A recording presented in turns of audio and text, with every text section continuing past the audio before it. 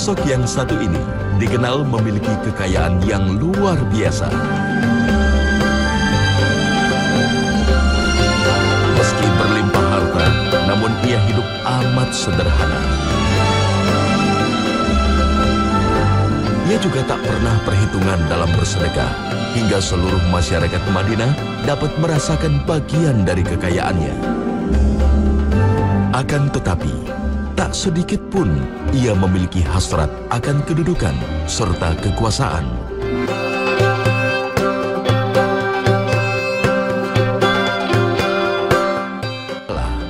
Abdurrahman bin Auf.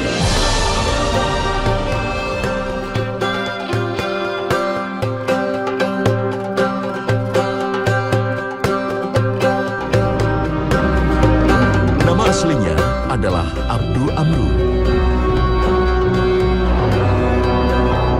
Ia berasal dari Bani Zuhroh, sebuah suku besar Quraisy yang sama dengan suku asal Siti Aminah, ibunda Nabi Muhammad Sallallahu Alaihi Wasallam. Abdurrahman bin Auf lahir 10 tahun setelah tahun gajah, artinya 10 tahun lebih muda dengan Rasulullah.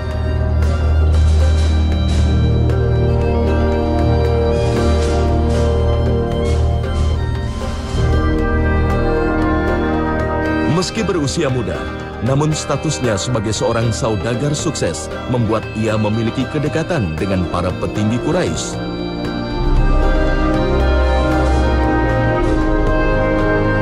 Seperti Umayyah bin Khalaf dan Abu Bakar As-Siddiq.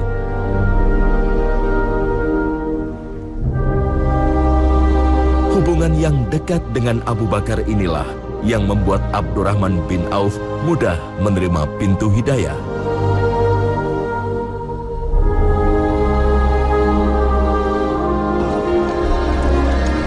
أشهد أن لا إله إلا الله وأشهد أن محمدا رسول الله. أشهد أن لا إله إلا الله وأشهد أن محمدا رسول الله. بورك فيكم وثبتكم الله على الإيمان.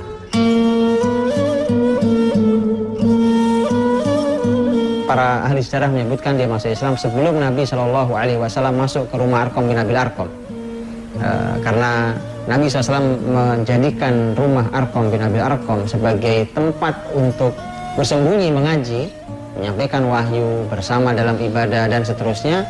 Itu nanti kurang lebih setelah orang-orang Quraisy mulai menekan muslimin, kurang lebih di akhir tahun 4 kenabian.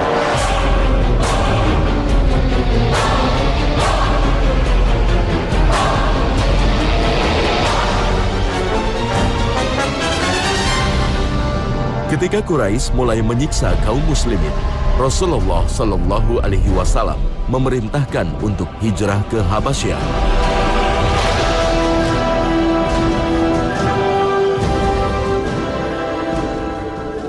يقول رسول الله صلى الله عليه وسلم لو خرجتم إلى الحبشة فإن بها ملكا لا يظلم عنده أحد وهي أرض صدق إن شاء الله إلى أن يجد الله سبحانه مخرجا لما أنتم فيه.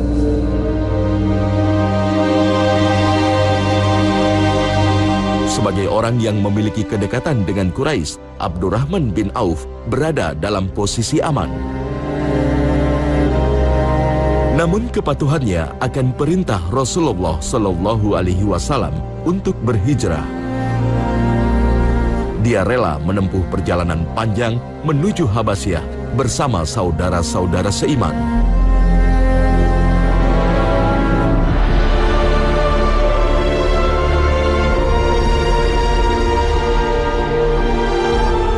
يا أهل الإسلام، يقول لكم رسول الله صلى الله عليه وسلم لقد صار لكم في المدينة أخوة ومنعة فهاجروا إليهم، فقد ظلمكم أهل مكة وعتوا وتكبروا وغالوا في المعصية والتشبر، فآذوكم في معاشكم وأبدانكم بما لا مزيد عليه، وقد أذن لكم بالهجرة فتهيئوا، فإن لكم في الأنصار عونا وأهلا ودارا ومنعا.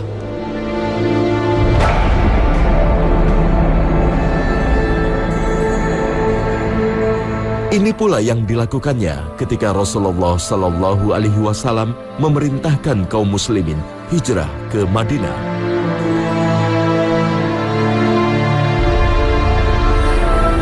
Bahkan ia rela meninggalkan seluruh aset kekayaannya di Mekah.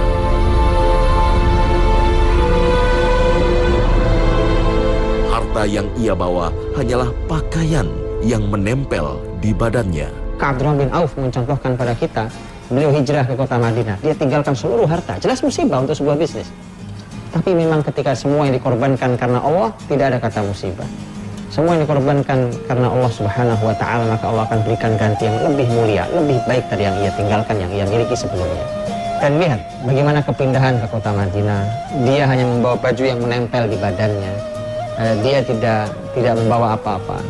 Tentu sekarang dia tidak punya rumah, dia tidak punya harta, bahkan dia hanya pakaian yang dia pakai. Sampai kemudian di kota Madinah, Nabi Shallallahu Alaihi Wasallam mempersaudarakan antara orang Muhajirin dan Ansor.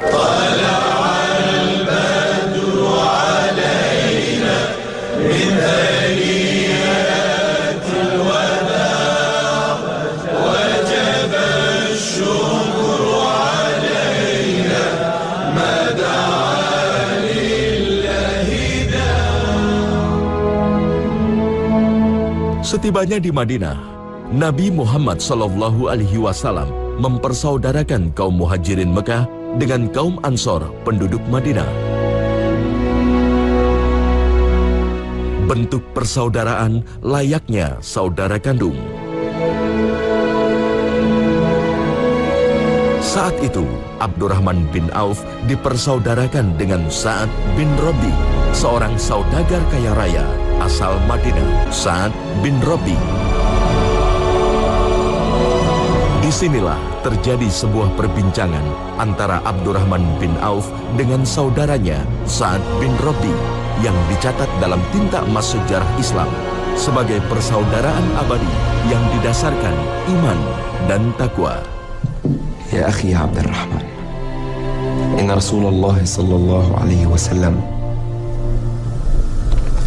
قد آخى بيني وبينك وإن حقك علي أن أقاسمك ما أملك فأنت أخي ولك علي ما للأخ على أخيه. بورك لك وبارك الله فيك يا أخي سعد. أعلم يا أخي عبد الرحمن أنني من أثرياء المدينة ولي دور ونخيل وبساتين، أما المال فلك شطر، أما الدور والنخيل والبساتين فلك نصفها، أما من النساء فاختر واحدة ليزوجها لك. Abdurrahman bin Auf yang mendapat tawaran menggiurkan dari saudaranya justru menolaknya. إنما أنا رجل تاجر فدلني على السوق وتكون قد كفيت. Dari tidak memiliki apa-apa, kekayaan Abdurrahman bin Auf mulai bertambah. Namun begitu tak membuat dirinya kian congkak dan tinggi hati. Bahkan ia dilanda kegelisahan atas anugerah kekayaan yang dimilikinya. Abdurrahman bin Auf radhiyallahu anhu satu saat datang kepada ibunda Ummu Salamah radhiyallahu anha, Ummul Mukminin, istri Nabi Shallallahu Alaihi Wasallam. Kemudian mengeluh lagi. Apa keluhannya? Dia tidak mengeluh karena miskin. Dia tidak mengeluh karena khawatir hartanya habis, bangkrut. Tidak sama sekali. Justru yang dia khawatirkan, kenapa saya sangat kaya? Hari ini di mana ada orang seperti itu? Tunjukkan subhanallah. Ada orang kaya raya, dia khawatir dengan kekayaannya. Dia katakan, ya ummah, wahai bunda, wahai ibu, saya ini sangat kaya, saya khawatir kekayaan ini menghancurkan saya. Maka bagaimana ini? Maka kemudian Ummu Salamah radhiyallahu anha mengatakan, ya bunayya anfik, nak, infakkan hartamu. Karena itu yang akan menyelamatkan kamu. Maka tadi dia infakkan harta itu sedemikian luar biasa. Ini pelajaran mahal bagi kita. Andai harta itu dipegang oleh orang sebaik Abdurrahman bin Auf, andai perekonomian itu dikendalikan oleh orang beriman seperti Abdurrahman bin Auf,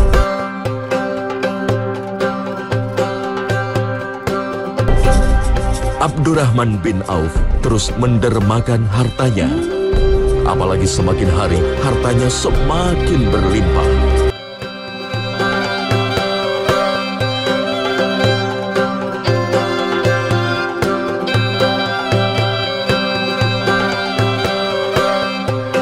Saat Rasulullah Shallallahu Alaihi Wasallam mengumumkan jihad, Abdurrahman bin Auf langsung memenuhi panggilan.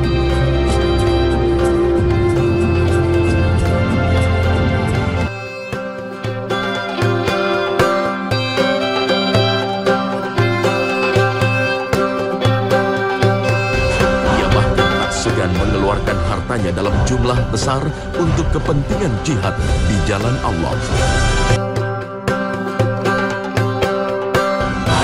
Kuda dan unta ia serahkan pada Rasulullah Sallallahu Alaihi Wasallam sebagai kelengkapan jihad.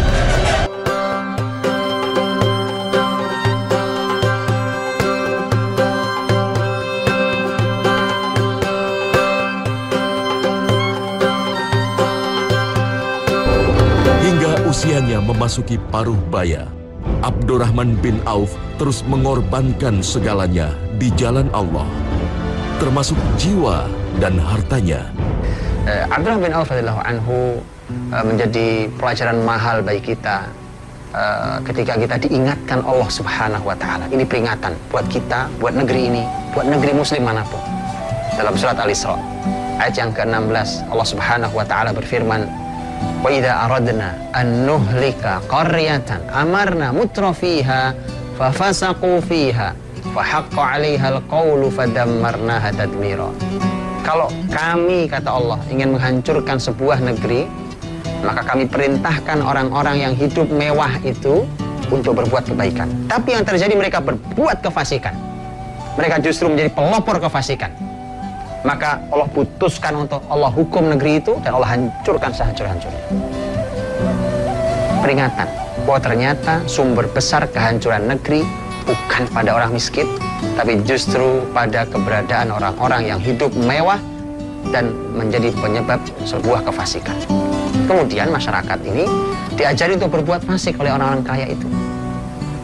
Maka andai harta itu dipegang oleh orang-orang seperti Abdurrahman bin Auf, maka Rasulullah SAW benar ketika Nabi mengatakan bahwa kata beliau, ni'mal malus salih fil abdi salih, bahwa harta yang baik itu alangkah nikmatnya ketika harta itu ada pada hamba yang juga baik.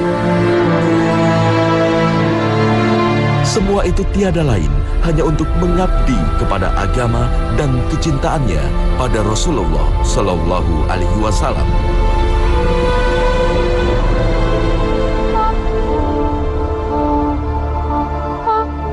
Itulah mengapa ia tak kuasa menahan kepedihan ketika Rasulullah Sallallahu Alaihi Wasallam wafat di tahun 11 Hijriah. Rasulullah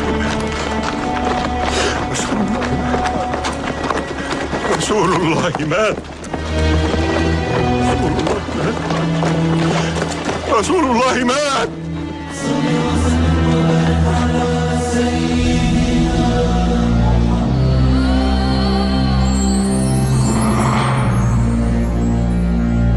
Di masa kekhalifahan Abu Bakar dan Umar bin Khattab, Abdurrahman bin Auf terus memainkan perannya. Abdurrahman tak hanya menginfakkan hartanya di jalan jihad peperangan, namun turut membagikan harta kepada masyarakatnya.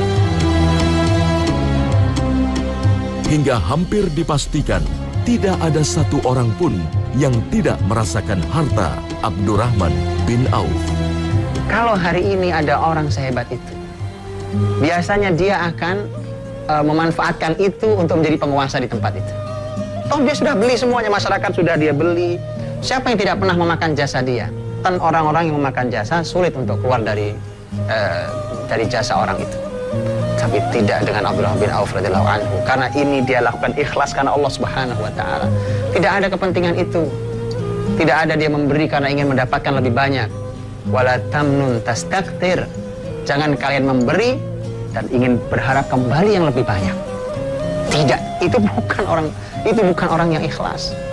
Abdurrahman bin Auf semua merasakan harta, tapi tidak sama sekali Tidak sama sekali dia memanfaatkan itu untuk menguasai kota Madinah.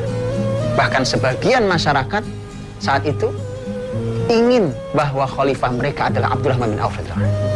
Tapi dia katakan, demi Allah, kalau ada pisau tertancap di leherku, kemudian tembus di sini, di leher berikutnya, itu lebih aku sukai daripada aku harus menerima jabatan ini.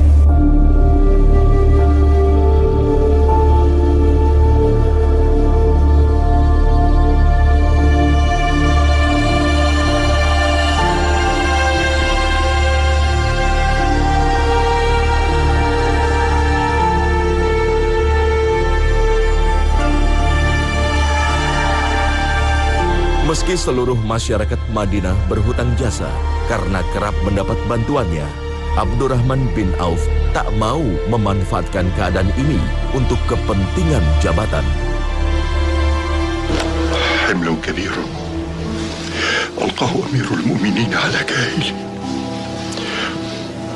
قال لي أريد أن أعاد إليك فقلت نشدتك الله يا أمير المؤمنين أتشير علي بذلك قال اللهم لا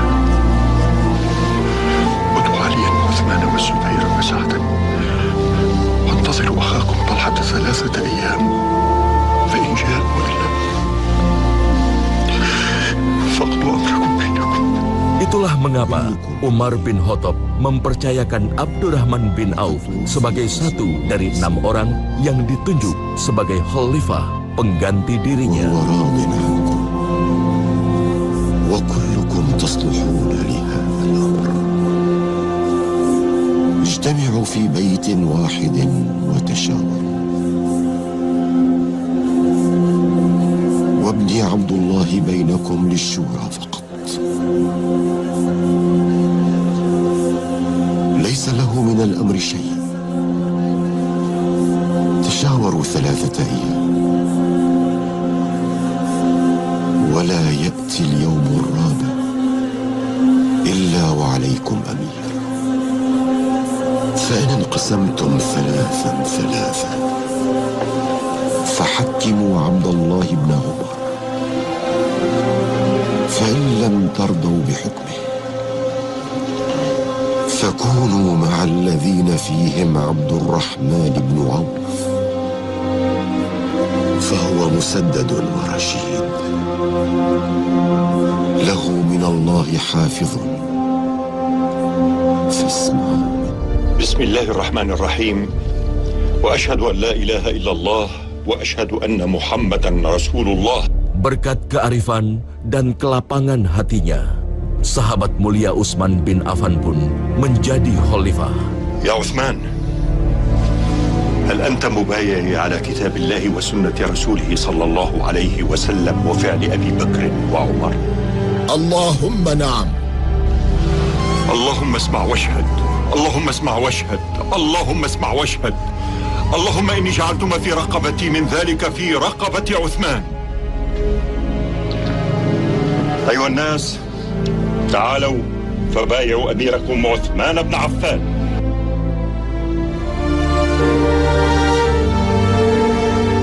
Itu sebabnya Utsman bin Affan begitu menghormatinya. Tapi Abdurrahman bin Auf tetap memposisikan diri sebagai orang biasa, meski Khalifah Utsman mengangkat dirinya sebagai penasihat khalifah.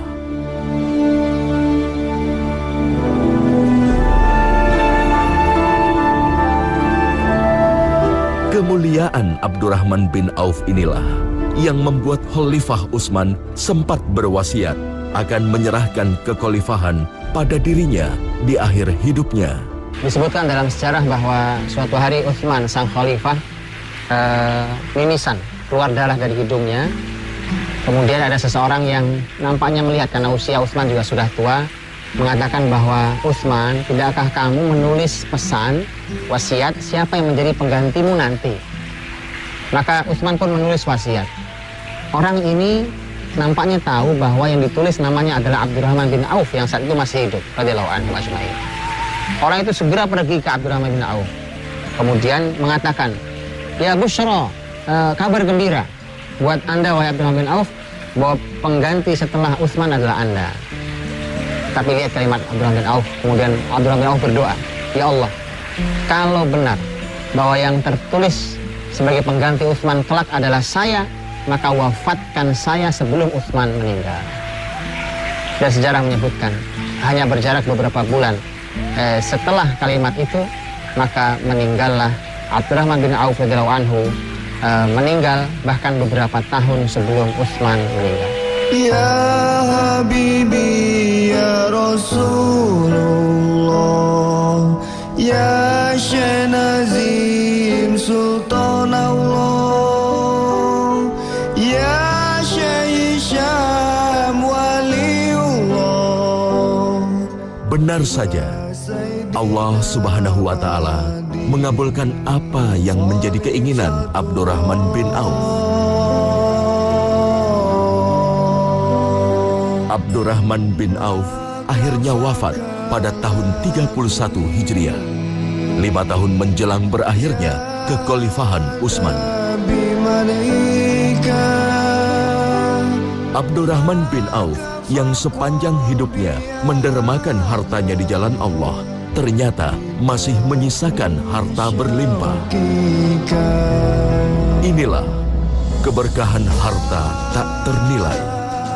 Rahimahullah Abdurrahman bin Auf.